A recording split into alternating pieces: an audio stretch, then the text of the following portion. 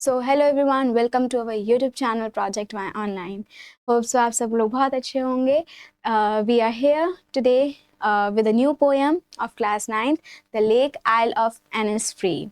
So let's start with the poem. Who has written this poem? By William Butler Yeats. इन्होंने ये poem लिखी है, the lake isle of Innisfree.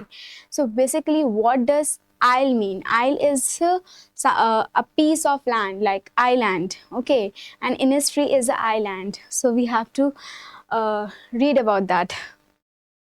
Okay. I will rise and go now, and go to Innisfree, and a small cabin built there of clay and wattles made. 9 bean rows will I have there, a hive for the honey bee, and live alone in the bee loud glade. So what is in the stanza? समझ नहीं आया ना कुछ, तो हम समझते हैं इसमें ये लिखा गया है, पोएट ये कह रहे हैं कि वो अपनी जो बिजी लाइफ चल रही है ना सिटी के अंदर, उससे थोड़ा दूर होना चाहते हैं. लाइक उनको अपना नेचर के पास जाना है, पीस चाहिए, थोड़ा शांति चाहिए. क्या चाहिए उन्हें? पीस चाहिए.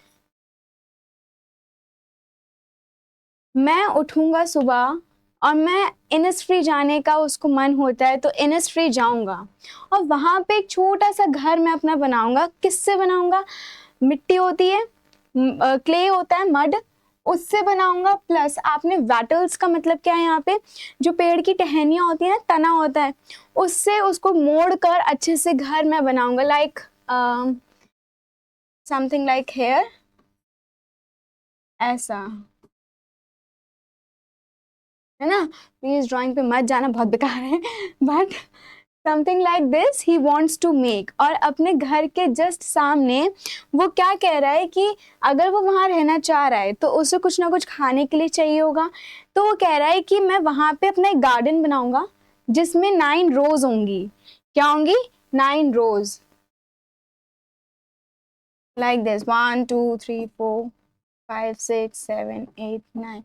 एंड इन 9 रोज में मैं क्या बनाऊंगा? मैं उधर बीन्स को ग्रो करूंगा. बीन्स, बीन्स उन्होंने बोला है खाने के लिए, वो बीन्स ग्रो करेगा. प्लस वो अपने घर के सामने गार्डन जैसी बनाया, उसी के जस्ट सामने वो एक हनी बी के लिए, हनी बीज जो होती है हमारी, उनके लिए एक हाइव बनाएगा. लाइक जो कहते हैं ना मधुमक्खी का छत्ता, तो वही वो बनाएगा. Hive, a hive for the honey bee, जिसमें से वो जब मन चाहे उसका वो हनी बीज का वो जो हनी होता है वो उसको निकाल के खा सके. And live alone in the bee loud glade, और वो जो बजिंग साउंड आता है हनी बीज का, वो उसको पीसफुल फील करवाएगा, जिस वजह से वो कह रहा है कि मुझे वहीं पे रहना है, मुझे अच्छा लगेगा वहाँ पे. तो होप सो आपको फर्स्ट स्टैंजा क्लियर हुआ होगा. Moving on to the next stanza. And I shall have some peace there, और मुझे वहाँ पे शांति मिलेगी. For peace comes dropping slow, dropping from the wheels of the morning to where the cricket sings. So basically यहाँ पे poet जो है वो नेचर को डिस्क्राइब कर रहे हैं कि नेचर होता कैसा है. नेचर बहुत ज़्यादा पीसफुल होता है सबसे पहले तो, ठीक है. Comes dropping slow, dropping from the wheels of the morning. Morning की बात कर रहे हैं. मॉर्निंग को, मॉर्निंग में उनको ऐसा फील होता है कि वहाँ पे हर चीज़ अच्छी है ना. मॉर्निंग में एकदम शांत है, शांत मौसम है. प्लस वो कहते हैं पर्पलिश ग्लो कलर आता है वहाँ पे मॉर्निंग में, तो वो चीज़ उसे देखने में बहुत अच्छा लगेगा. क्रिकेट सिंग्स मतलब क्या है? Cricket is a name of an insect. वो ग्रास हॉपर की तरह ही होता है.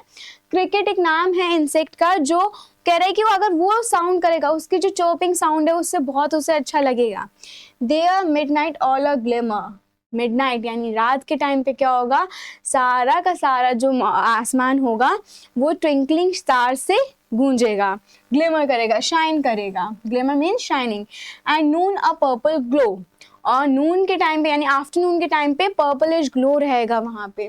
And evenings full of the linnet's wing. Linnets भी एक बर्ड का नाम है. उनकी वो जो वो इवनिंग में बाहर बैठा होगा तो उसे लगेगा, मतलब वो जो बर्ड्स वहाँ से जा रही होंगी उसे उन सब चीज़ों से पीसफुल फील होगा. तो कौन कौन सी चीज़ें उसने बताई है पीसफुल के लिए? उसने बताया है क्रिकेट का साउंड, क्रिकेट एक इंसेक्ट का नेम है, तो डोंट बी कंफ्यूज, ठीक है।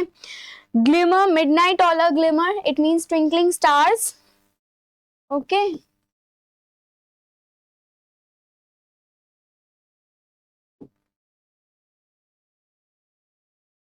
And noon a purple glow, noon में, आफ्टरनून में पर्पलिश ग्लो रहेगा। एंड इवनिंग्स में जो है वो क्या रहेगा, full of linnets wings, linnets is a name of a bird, beautiful सी बर्ड होती है वो, उसका नेम है उस,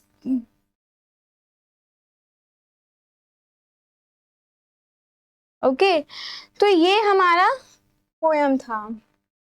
I will rise, arise and go now for always night and day। मैं चाहे जब भी कहीं पे भी हूँ, चाहे मैं अपने सिटी में हूँ, कहीं पे भी हूँ, मेरे को वो जो लेक की आवाज़ है वो इतनी ज़्यादा हार्ट तक पहुँच रही है, अंदर से आवाज़ आ रही है कि प्लीज़ वहाँ जाऊँ, मैं अपनी बिजी लाइफ की शेड्यूल को छोड़ के मैं जस्ट इंजॉय करूँ, अपनी लाइफ के मोमेंट्स को इंजॉय करूँ।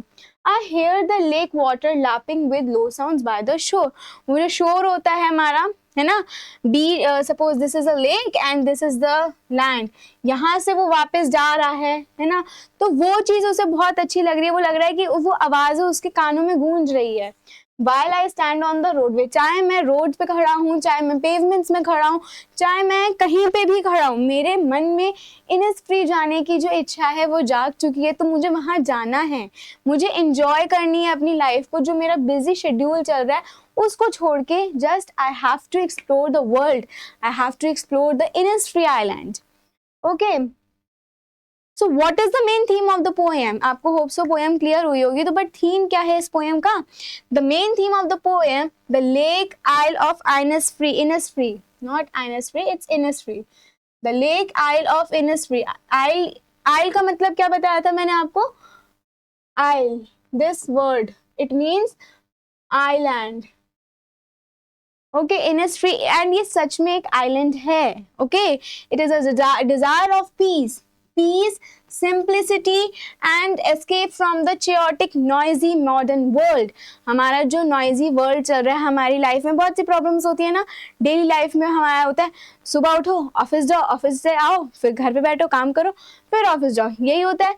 तो उस लाइफ से वो कह रहे हैं कि मुझे अलग रहना है, मुझे सिंपल लाइफ जीनी है, शांति चाहिए, ठीक है, into the tranquil life in the nature. और मुझे अपनी लाइफ कहाँ जीनी है? नेचर से क्लोज, एकदम हम क्लोज रहेंगे नेचर से तो अच्छा लगेगा। The poems contrast the stress of urban life. हमारे पोएट जो है वो ये बताते हैं हमारी लाइफ में जितना भी स्ट्रेस चल रहा है, ठीक है, with the restorative power of the simple solitary existence on the island of Innisfree. वो कहते हैं कि मैं अगर इनिस्फ्री अकेले जा रहा हूँ, मुझे जाना है, तो वहाँ पे मेरे को नॉर्मल ही रहना है। I want to explore that island, I want to live alone there, ठीक है। Highlighting the longing of spiritual renewal through deep connection with the natural world। और मुझे नेचर के साथ जुड़ना है, रादर देन हम लोग अपने जो लाइफ चल रही है उससे हम लोग प्रॉब्लम्स लेते हैं, ये सब करते हैं, but I want to enjoy that time with nature. मुझे नेचर के साथ जुड़ना है, अच्छा फील करना है अपने आप को। तो ये चीज़ हमारा पोएम जो है थीम बता रहा है। So last topic of the poem जो है आज के लेक्चर का, वो है समरी, कि पोएम का समरी क्या है। The poet is reminded of his past. Poet जो है वो अपने पास्ट को रिमाइंड कर रहा है, बॉयहुड को रिमाइंड कर रहा है, जब वो एक पीसफुल आइलैंड पे जाता है। कौन से आइलैंड पे जा रहा था वो? Isle of Innisfree. He wants to go there, उसे वहां जाना है, वहां पे जाना है और वहां पे अकेले रहना है। He wants to live there alone. He wants to build a small cabin. Small cabin in the sense उसे एक घर बनाना है, किसकी हेल्प से? Clay and wattles. Clay and wattles क्या था? Clay means mud and wattles mean पेड़ की जो टहनियाँ होती हैं उससे। He would grow beans and get honey bee hive from for honey to survive on। और वहाँ पे जिंदा रहने के लिए, क्योंकि कुछ खाने के लिए तो चाहिए होगा, तो उसके लिए वो कह रहा है कि मैं वहाँ पे बीन्स उगाऊंगा, प्लस हनी बी के लिए घर बनाऊंगा जिसमें से मैं हनी खा सकूं, शहद खा सकूं। The poet describes the peaceful natural surrounding of the lake. जो लेक के आसपास का सराउंडिंग्स था, उस पीसफुल नेचुरल थिंग्स को वो बता रहा है। He says that the scene of cloudy mornings, cloudy morning का सीन कितना अच्छा होता है। शाइनिंग स्टार्स का जो है आपका like we can say scene बहुत अच्छा होता है। Glowing sun, birds flying in the sky, ये सारी चीज़ें उसको शांति दे रही है, पीस दे रही है। He feels relaxed to hear the pleasant sound of the cricket song. cricket बताया था ना अभी मैंने, it's a like an insect. ये insect का जो उसको आवाज़ है वो बहुत ज़्यादा पीसफुल लग रहा है, उसको pleasant लग रहा है sound. The poet feels urgency to go to the lake Isle of Innisfree. वो कह रहा है कि मुझे वहाँ पे जाना है, तो भाई जाना ही है अब दोबारा।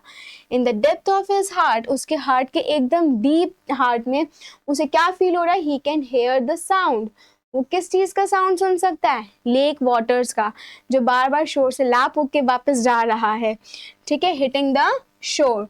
It is as if the lake is calling him, और ऐसा फील हो रहा है उसे कि लेक मुझे बुला रहा है वहाँ से।